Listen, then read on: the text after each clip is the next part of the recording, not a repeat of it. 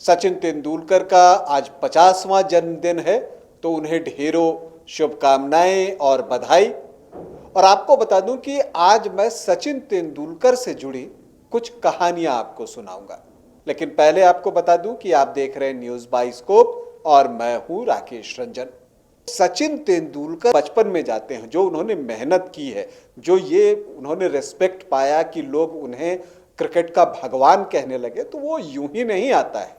अगर आप बचपन से चले जाएं तो जब वो बैटिंग की प्रैक्टिस करते थे तो किस तरह से करते थे, और उनके जो गुरु थे रमाकांत आचरेकर, वो उनसे किस तरह से बल्लेबाजी करवाते थे, अगर हम उसकी बात करें तो उससे जुड़ा जो एक किस्सा है वो ये है कि जब सचिन तेंदुलकर ऑलमोस्ट थक जाते थे, तब जो है रमाकांत आचरेकर क्या करते थे कि अपनी जेब से एक सिक्का निकालते थे और विकेट के ऊपर जाकर रख देते थे, और कहते थे कि जो बॉलर भी सचिन को आउट करेगा ये सिक्का उसका, और अगर सचिन आउट नहीं होता है तो ये सिक्का सचिन का।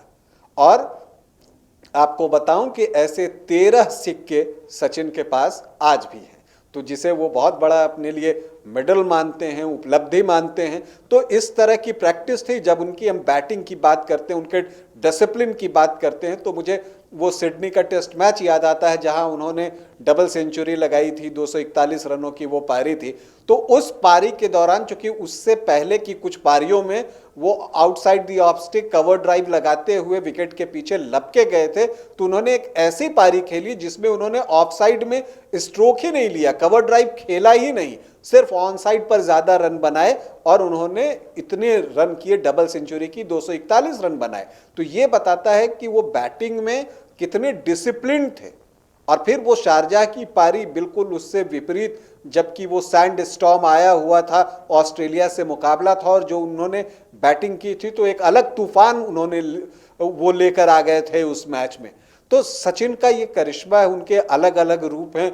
हेनरी ओलंगा से जुड़ा उनका एक किस्सा है, जो जिम्बाब्वे के फास्ट बॉलर थे, उन्हें वो एक बार आउट कर देते हैं, और फिर अगले दिन जब दोबारा मैच था, वो पूरी रात सचिन सोए नहीं थे, और अगले दिन आकर उन्होंने जिस तरह से हेनरी ओलंगा की गेंद का, बस समझ लीजिए कि धागे खोल दिए थे उन्होंने, जिस तरह की पिटाई उन्होंने की थी हेनरी ओलंगा की गेंदों की। तो ये उनका जो है करिश्मा है, व्यक्तित्व है।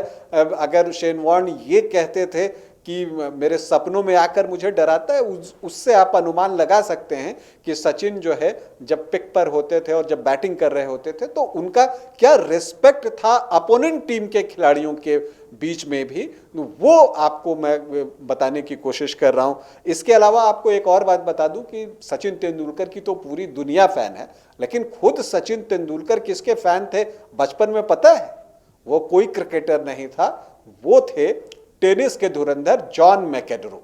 सचिन तेंदुलकर ने एक बार फिर कहीं पर कहा था कि देखिए, जो हम लोग 30-40 लोग बैठ के मैच देखते थे पूरी कॉलोनी के, तो वहाँ पर सब बियॉन बॉर्ग के सपोर्टर होते थे, बाकी सभी लोग, मैं अकेला था जो जॉन मैकेनरो को सपोर्ट करता था, और मैं उनसे इतना प्रभावित था, खास करके उनके किलर इंस्टिंक्ट की वजह से मैं उनका बहुत बड़ा फ़ैन हो गया था। मैं उनका इतना फ़ैन था कि मैं क्या करता था कि अपने सर पर हेडबैंड लगा लेता था, जिस तरह से जॉन मैकेनरो लगाया करते थे, और वो हेडबैंड लगा के मैं नीचे टेनिस रैकेट लेकर खेलने के लिए उतर जाता था।